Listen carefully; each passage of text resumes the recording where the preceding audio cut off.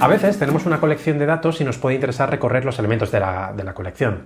Otras veces, pues más que un recorrido en sí, pues puede interesarme sencillamente saber si un elemento está o no dentro de la colección. En este último caso puede ser una buena elección el siguiente tipo abstracto de datos que vamos a ver, que es el tipo abstracto de datos de los conjuntos. Si recordáis al principio de curso, pues hicimos un juego que tenía dos jugadores que iban diciendo letras, ¿no? Y el primero que decía una letra repetida, pues era el que perdía. Bueno, pues ahí utilizábamos una colección de letras como si fuera un conjunto. Lo que vamos a hacer esta semana es implementar el tipo abstracto de datos de los conjuntos, pero de manera que no solo sirva para almacenar letras, sino también para almacenar elementos de otro tipo. Antes de ver las operaciones sobre este tipo abstracto de datos, el tag conjunto, pues vamos a empezar definiendo exactamente pues, qué es un conjunto. Pues nosotros vamos a tratar los conjuntos como una colección de elementos del mismo tipo. Pues vale, hasta ahora es exactamente la misma definición que yo he dado para las listas. Entonces la siguiente pregunta es ¿cuál es la diferencia entre un conjunto y una lista? Pues vamos a verla. En una lista el orden de los elementos es relevante. Eso quiere decir que la lista 145 no es exactamente igual que la lista 451, ¿vale? Aquí tengo el concepto de primer elemento es el 1, mientras que aquí el primer elemento es el 4. Y ya como difieren en el primer elemento, pues las listas no son iguales. En el caso de los conjuntos no existe el concepto de orden entre los elementos, ¿vale? Estos dos conjuntos de aquí son exactamente iguales. Tampoco existe el concepto de primer elemento o último elemento, sino pues que están los elementos aquí o no están. En una lista sí que puedo tener elementos duplicados, ¿vale? Por ejemplo, aquí tengo el 4 duplicado y si el 4 lo tuviese solo una vez, pues tendría esta lista de aquí que es distinta de la anterior, ¿vale? Entonces el hecho de que el 4 esté duplicado es relevante.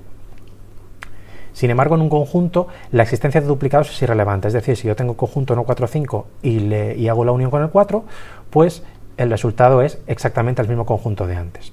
¿Vale? Entonces, a mí me interesa, de nuevo, si el 4 está o no está, pero no me interesa cuántas veces está.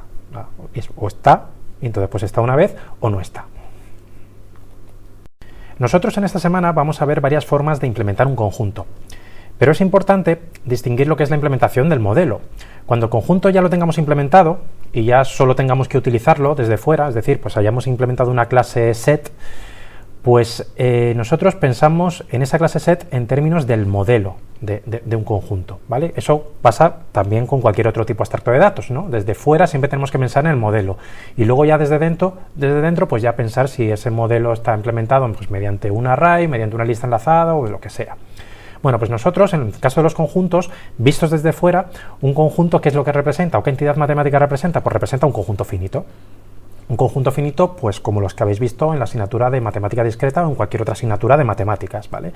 Los conjuntos en matemáticas los habéis representado de esta manera, pues esa es la que nosotros vamos a utilizar para conceptualizar los conjuntos que nosotros tenemos. Bueno, pues vamos a pensar ahora en las operaciones que soporta un conjunto. En primer lugar, la operación para crear un conjunto vacío, createEmpty. En segundo lugar, tenemos las operaciones mutadoras, que son las que me añaden un elemento a un conjunto y las que me eliminan un elemento del conjunto. Fijaos que aquí no estoy diciendo si lo inserto por el principio, lo inserto por el final o si lo borro por el principio o por el final. Ya os he dicho que en un conjunto los elementos no están ordenados entre sí, no hay concepto de primero o de último elemento. Con respecto a las funciones observadoras, pues tengo una función para saber si un elemento está o no está en el conjunto, otro método, otra operación, digamos, para saber si el conjunto está vacío y otra operación para decirme el cardinal o el tamaño del conjunto. Bueno, pues ahora vamos a ver la especificación de cada una de estas operaciones. Para empezar, pues createEmpty me devuelve un conjunto S y la postcondición me dice que ese conjunto S es igual al conjunto vacío, representado aquí, pues el conjunto vacío pues, como en matemáticas, ¿no? El modelo de esa variable S es el conjunto vacío. Con respecto a la función de inserción, pues recibe un elemento y recibe un conjunto y la postcondición me dice que al final ese conjunto es igual al conjunto que yo tenía antes, unión el conjunto unitario con el elemento que yo quiero insertar. Por otro lado, la eliminación pues se especifica exactamente igual, la única diferencia es que en lugar de una unión pues hay una resta de conjuntos. Con respecto a las operaciones observadoras, pues tenemos la función contains o en la operación contains que recibe un elemento y un conjunto y entonces me devuelve un booleano.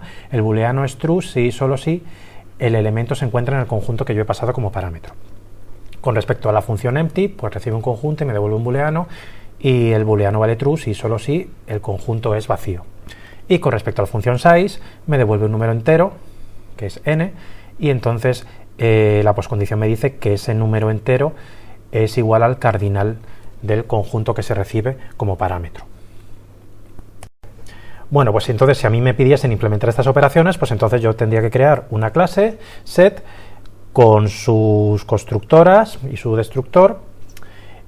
También tendría, por un lado, pues los métodos mutadores o las operaciones mutadoras, que son las de inserción y la de borrado, y luego las operaciones observadoras, la de pertenencia, el tamaño y saber si un conjunto está vacío. Como veis, las tres operaciones observadoras son constantes.